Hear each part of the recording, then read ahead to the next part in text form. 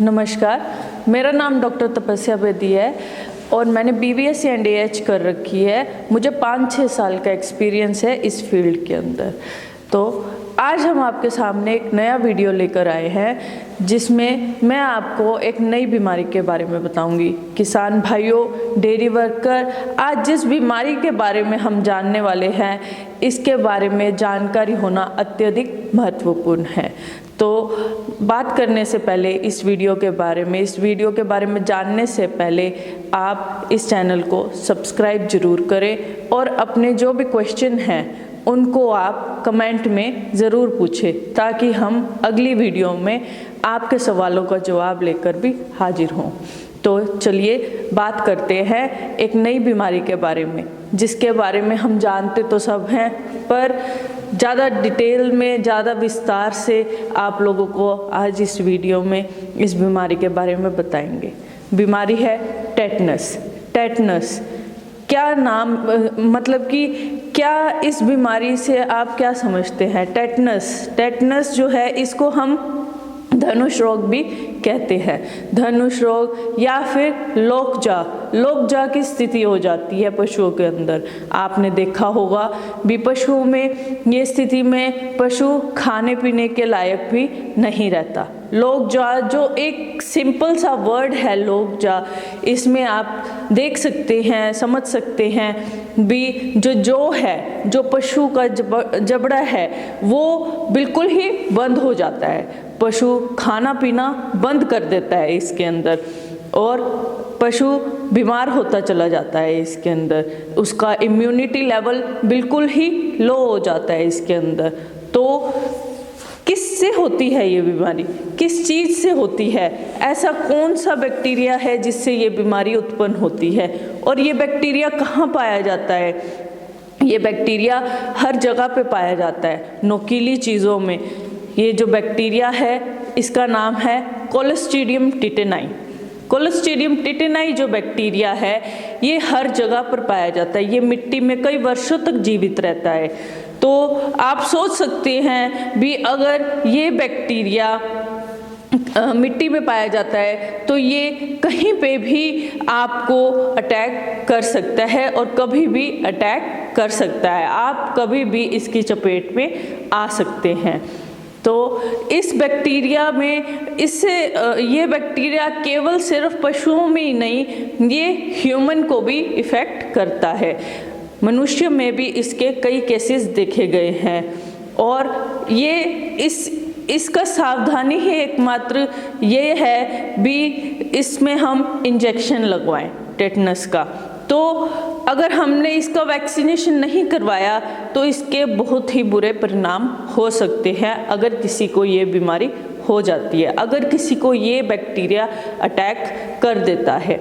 तो ये बैक्टीरिया जब किसी को अटैक करता है तो उसमें इस बीमारी के सिम्टम क्या होते हैं आपको भी पता होने चाहिए। तो किसान भाइयों, इसमें हम जानते हैं सिम्टम्स के बारे में। सिम्टम यानी कि लक्षण क्या होते हैं?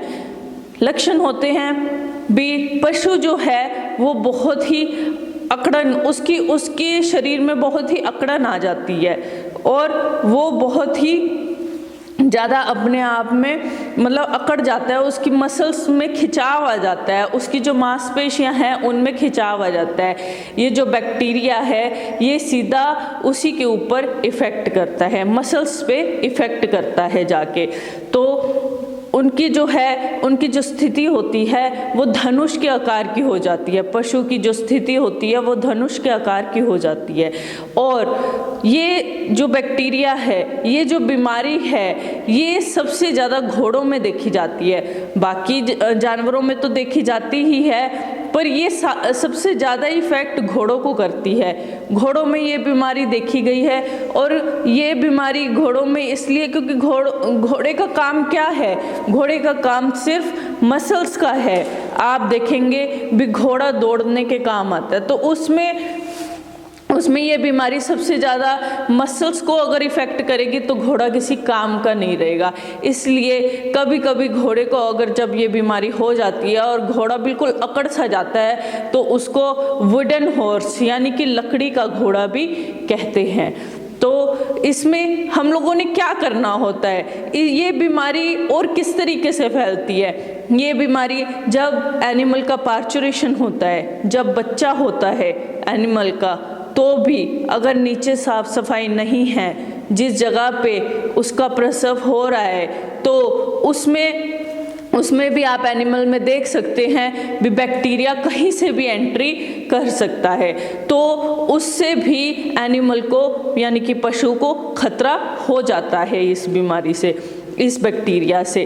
तो हमें इसमें क्या करना चाहिए, प्रसव से पहले हमें एनिमल में 7वें या 8वें महीने में इसका एक शॉट जरूर देना चाहिए। टेटनस का एक शॉट देने से हम उसे बचा सकते हैं उस बैक्टीरिया से।